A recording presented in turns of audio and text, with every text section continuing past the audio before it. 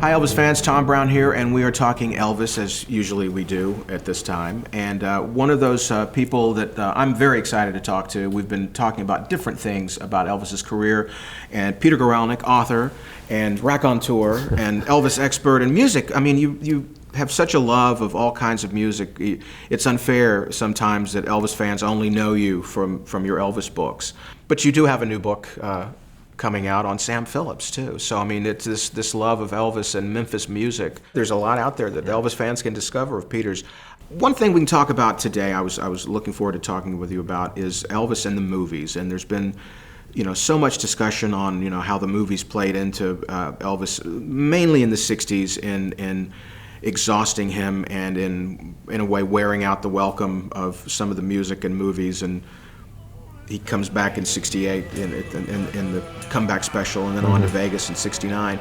But let's talk a little bit about the '50s and those four movies before the Army, and how important they were to him personally, to his career, and also just to kind of the legend of Elvis and the movies.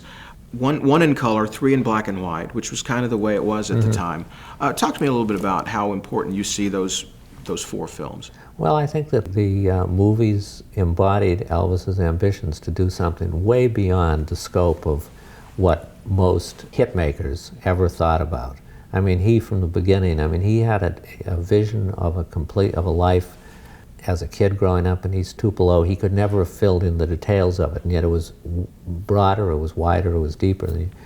His ambition was to achieve the level of someone like Marlon Brando, of James Dean, of Montgomery Clift. I mean, it's not just that he articulated it. You can watch him in those movies, and you can see that the extent to which his technique, his craft developed, and the extent to which he is totally committed to the movies. I mean, it's funny, because if you watch Love Me Tender, you see this kid, he's 21 years old. He probably was never in a school play. He was so committed that before the filming ever started, he learned the entire script. He didn't realize you just learn your own lines, or that's all you need to. Enthusiasm, it was, yeah. And you see him, and he's just so intense and so riveted. What he hasn't mastered is the art of responding, in a sense. I mean, he delivers his lines, and it's just he's delivering his lines. But at the same time, his commitment is unwavering. By the time he made Loving You, which is kind of the fable or a myth about his own life and career, and very cleverly written, and I think very well realized. But by the time he's made that, he's made such strides. What Elvis threw himself into was a study of this, whether he knew the term or not at this point, was a study of the Stanislavski method, of being in the moment, of becoming one with your role, of substituting emotions from your own life to realize the emotions of your character.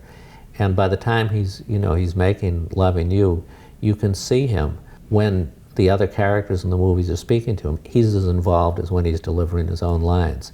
Now, by the time he makes Jailhouse Rock, this was another kind of a thing. The choreography and again, it was playing off of the Elvis persona. Lady, I don't know what the hell you're talking about, that kind of thing. But again, he's in it. He's involved in it. And by the time of King Creole, which I think is his best performance, whether it's a movie you like best or not, he's just fully committed. And not long after that, Tom Diskin gives Elvis a book. I mean, this is about as close as you can come to his study of the Stanislavski method. But Tom Diskin gives him a book on the Stanislavski method. And I mean, Elvis, I'm sure, was as conversant with acting, like so many things in his life. And like so many people in life, Elvis was not the kind of person who liked to show his vulnerability or admit to the things that he didn't know. Colonel didn't like that either. Elvis might be willing to do that with women, but not either in a business sense or in a professional sense. Right. So, I mean, it's unfortunate in a way that he was never able to study acting in a formal sense. I mean, he rationalized it that this would rob him of his spontaneity. Same as in music. I mean, he wanted it to be by feel. But I'm not sure that that's what would have happened, and I think it's too bad, just because it would have expanded his horizons in that respect. But if you watch those first four movies, if anybody watches them, I think you'll see a progression which is just absolutely astonishing. It's as astonishing as the progression he made in his music. and it's one in which there's no holding back. It's just a total commitment on his part. And that's the interesting thing I've always thought about King Creole is watching him on screen with Carolyn Jones and Vic Morrow and Walter Matthau. I mean, well-established actors, and would go on to be well-established actors, and he is holding his own. I mean, he is, and I'm wondering how and much Dean Jagger too. And Dean Jagger, and, that the lessons came almost. I always thought the lessons came from him studying other people and what they were doing and how they were doing it, and sharing, the screen with people like that. I think absolutely, because Elvis was, if you said he was an astute observer, you'd be doing him a disservice. He was a most astute observer, and he picked up so many things. I mean, I forget who it was that said that they thought that Elvis learned a lot about the way that people interact in society by watching movies, that took place in milieus that he had never experienced.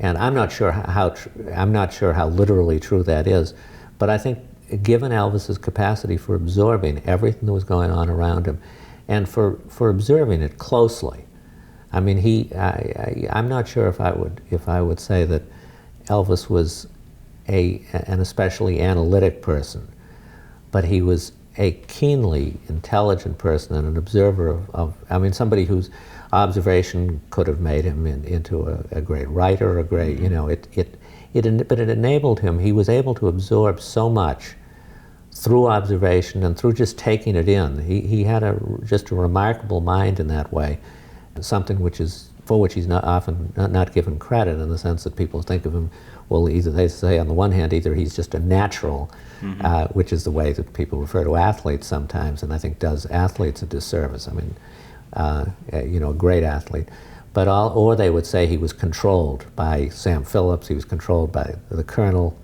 and I would say that Elvis, up to a point, went after exactly what he wanted to go after, and went after it in a way that was dependent upon those keen powers of observation. Yeah. After he's out of the Army and comes back and makes almost the perfect return movie, G.I. Blues, which is, puts him back in a uniform because everybody had seen him in their mind in a uniform. But he makes two movies, and I've heard you talk about these movies. Wild in the Country and Flaming Star, I think, are two important movies that sometimes get forgotten because they're not part of the formula of movies that he did. I think it was probably 61 when he begins doing 2 to 3 movies a year until 69. Talk to me a little bit about those two films, of Flaming Star and Wild in the Country. I think important movies that sometimes get forgotten. I think they are, both Wild in the Country and Flaming Star. Again, from my perspective, which is not necessarily every viewer's perspective or yours, you don't see the same commitment on Elvis's part to the roles. These were the kinds of movies he wanted to do. I don't have any doubt that had he insisted on making at least one movie a year that was a non-musical, that Colonel would have delivered that to him. They wouldn't have made as much money. I feel like had Elvis's commitment been to explore that part of his talent, he would have done it. He could have done it. But the weird thing, and the thing that I can't explain at all, is that I feel that those two movies, as serious as they are in their themes, and as well intended as they are, do not contain performances which show the actor that Elvis was before he went into the Army. And essentially, he delivers his lines too rapidly. It's almost as if he's impatient for the actors around him to finish with their lines. He's just right there at the starting block, waiting to give his lines. And I can't really explain that. I feel as if he came back from the Army. The first sessions he had for Elvis Is Back are just astonishing in their ambition and in their breadth. I mean, probably one of his greatest recording periods of his entire career. The ballads that he recorded for the next 2 years, 60, 61, 62, these Don Robertson ballads, these Doc Thomas, Mort Schumann ballads, are just beautiful. I mean, they show Elvis as a kind of song interpreter in a manner that we don't often think of him as. Oh, and the other thing that he did in his recordings was to make his first full-scale gospel album, His Hand in Mine, which is, again, just a beautiful record. There was no absence of ambition, there was no absence of commitment, and there shouldn't have been any in the films, but for whatever reason, I don't see it. Now, the one other thing is, I think that is often forgotten is that after '62, he then plunged into these spiritual studies. He met Larry Geller, and again, people always want to see a controlling, hand. But this was what Elvis was looking for. He was looking for the, why was I put on earth? I mean, his mother's death had been a terribly traumatic event for him. And he pursued these spiritual studies for, I think, 2.5 years with an almost resolute refusal to go into the recording studio. It wasn't because, I mean, the soundtracks were neither here nor there, but the point was the ambition that he had shown for those first 3 years after the Army, first 2.5 years, it just didn't manifest itself. What he wanted was all the time he could get to read his religious books, to pursue his spiritual studies. The only way that he finally came out of that was Colonel was beside himself, his manager, Colonel Parker, because they weren't fulfilling their contractual obligations. And Colonel was about nothing else if he wasn't about you fulfill your contract, you drive the hardest bargain you can, and you fulfill your obligations. But the way that he finally motivated Elvis to come back into the studio was to make another gospel album. That gospel album was How Great Thou Art. And that was really what brought him back into recording. But I think it just should not be underestimated that Elvis, it wasn't that he didn't want to make the movies he was being given. He didn't want to do anything else but pursue his spiritual studies. He struggled with a why me? Why has this been given to me, I think, all his life? Well, particularly, I'd say he did from the time his mother died, Yeah. And it was just a terribly traumatic event, but it also threw into question Elvis's vision. Elvis's ambition was tied up in visions that he and his mother saw in the clouds. I mean, something great when he was a little kid, something great that was going to happen, something beyond the powers of the imagination, something that, and he achieved all that. He achieved it not effortlessly. He put a tremendous amount of effort to it, but nothing went wrong from the moment he made that first record, That's All Right. Nothing went wrong until, you could say, until he got drafted, which was a terribly emotional event for him. I mean, that was when he began to think, I'm going to lose everything I ever had. But when his mother died, almost, shortly thereafter, when his mother died in August of '58, well, what was it all for? Right. He had done all this, he had bought his parents a house, and then his mother is taken from him. And what does it mean? And what was he put on earth for? And I don't think he ever, for the next 20 years, I mean, from '58 till '77, I don't think that question ever left his mind. No.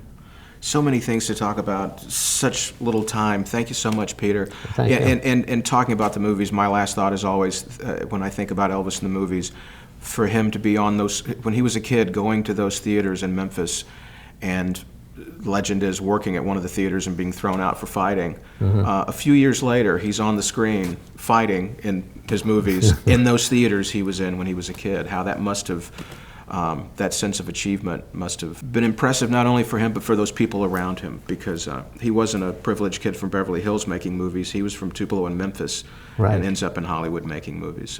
So much to talk about. Thank you so much, Peter, thank you for your time. And we are coming to you here from the Country Music Hall of Fame and Museum in Nashville. Thanks for joining us.